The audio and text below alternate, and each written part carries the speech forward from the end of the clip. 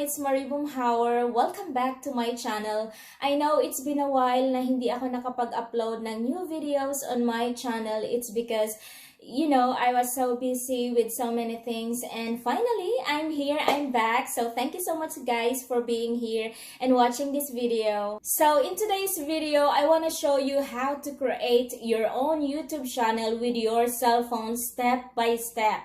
I know that a lot of us, or maybe most of us, don't have access to a laptop or computer or whatsoever.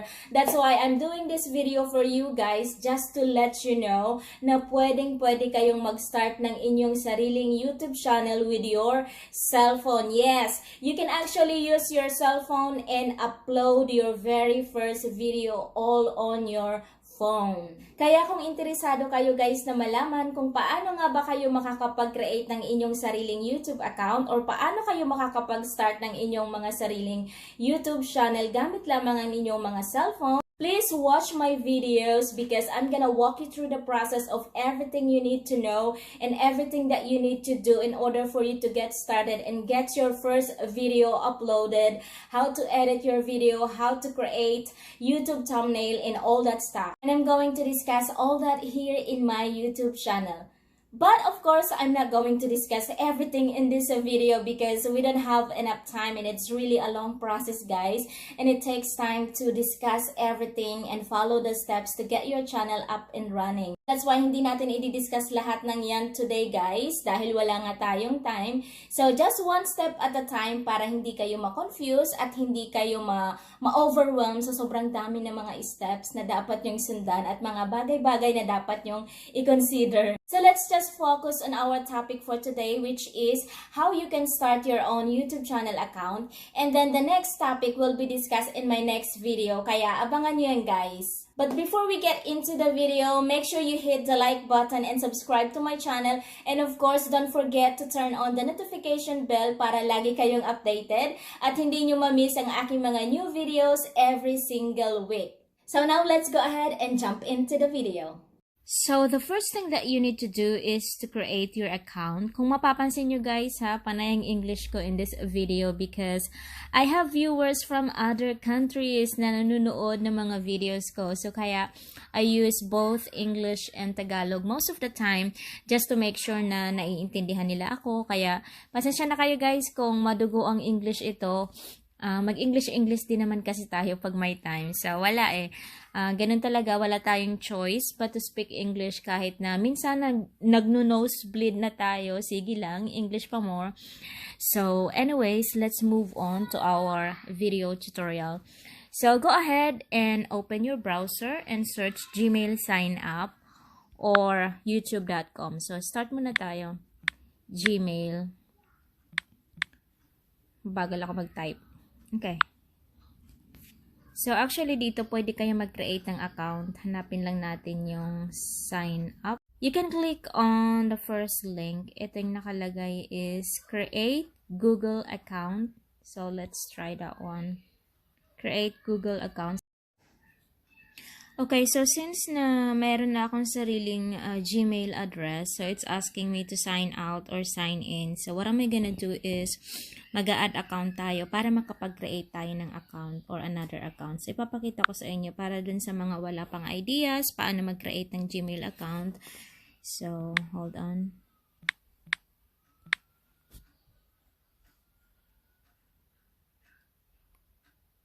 But if you guys have already a Gmail address, no worries. You can also use that. You don't need to create one. So now, instead of signing in, you're gonna have to click on create account. So there are two types of channel or account to choose from. The first one here is for personal channel, which is linked to your personal Gmail account and only you who can have access or who can log in, and it's going to be restricted to your account name.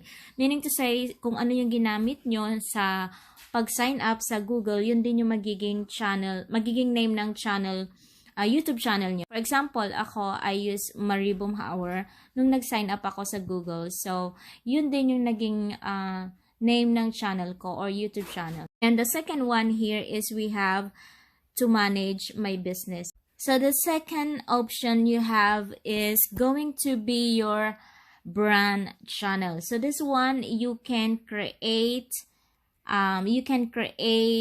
any name or any brand name na gusto nyo, okay? So, pwede siyang maging my travel blog, Pinoy TV, so any name or anything na gusto nyong pag-usapan on your channel. So, mag-isip kayo ng very unique and catchy name para madali siyang i-search, madali siyang mapansin, madali siyang maka-attract ng attention ng mga viewers nyo. So, it's up to you guys. Pwede nyong piliin yung for myself, which is your personal account. Kayo lang yung pwede mag-manage at mag-login. Yung manage my business, it's a brand name or your brand account. Meaning, yung ibang tao, pwede sila magkaroon ng access sa account mo just in case you need help from other person to manage your YouTube channel. You need some editings and other stuff. So, other people can log into your account and edit it if you like. So for the sake of this video tutorial, I'm going to choose to manage my business, which is my brand name. So this is easy, guys. It's easy as 1, 2, 3. Just fill out the form with your information and that's it. Para lang kayong nagsisign up ng Facebook. So I don't want to use my name. Mag-create ako ng account ng ate ko. So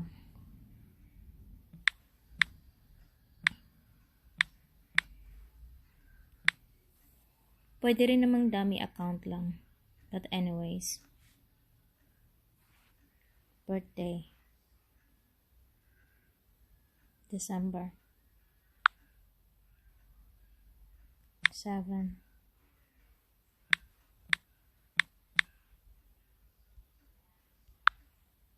So next.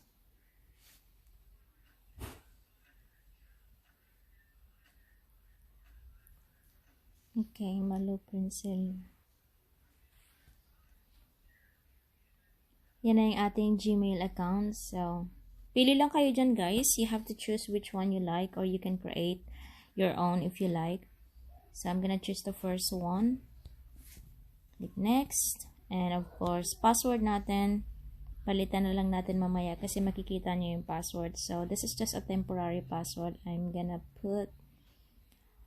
Oh my gosh. It's me. Doesn't matter. 1, 2, 3. Papalitan naman natin yan. I'm gonna change the password later. Hide. And next. Sorry. What happened? A stronger password. Okay. So let's add something else. It's me at 1, 4, 3. So it's me at 1, 4, 3. Okay, next. So ayan na, guys. Okay, so next, add phone number. So since this is just temporary, we can edit it later. So skip natin yan. Let's click skip. And next. And that's it, guys. So now we already have an account. Okay, so click I agree.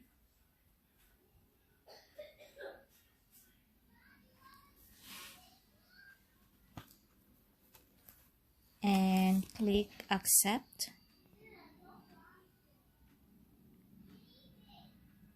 And that's it. Alright, so now that your account is created, go ahead and go to your YouTube app on your phone and try to log in.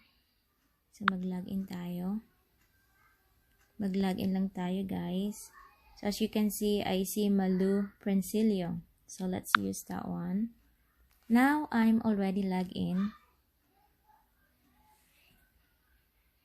So pick topics that you like. We'll customize your YouTube home. Just choose whatever topic that you want to watch in the future. It doesn't really matter. So let's continue. Okay, next, go to your upper right corner and click on your profile pic. As of now, as you can see, we don't have any picture on my sister's profile, but let's go ahead and click on that. So this is the first time you guys logging into your account, so it means you don't have any channel yet. So go ahead, just click here to create your channel. Click your channel. Okay, so now this is where you get to decide your YouTube channel name. So for the meantime, since you don't have any videos yet, or maybe wala pa kayong mga naiisip na ideas or topic na gusto nyong i-discuss on your YouTube channel, so I suggest na gamitin nyo muna ang mga personal name nyo. You can actually edit it, change it later if you like. So, yeah. So, ganun muna yung gawin nyo, guys. If you don't have any ideas yet on what's your channel name gonna be like, so go ahead, use your personal name for the meantime and change it later, okay? So, let's go ahead and create Malu Prensilio channel. So, let's create channel. Alright guys, so as you can see, we already have created a YouTube channel for my sister, and then the next step that you're gonna do is you need to edit your profile, edit your channel art. Yung channel art is kinda like your Facebook cover. So I'm going to teach you guys how to do that, how to create a logo. I can also share with you guys what are the tools that I use for my YouTube channel, and also how to upload videos, how to edit videos. And also guys, I'm gonna give you some tips and ideas kung ano yung mga pwede nyong ipangalan sa inyong mga YouTube channel. So that's it for today guys. I hope you enjoyed the video. Give it a thumbs up if you like, and of course, don't forget to subscribe to my channel and turn on the notification bell para lagi kayong updated on my new video. Thank you for watching. I'll see you on my next one. Bye!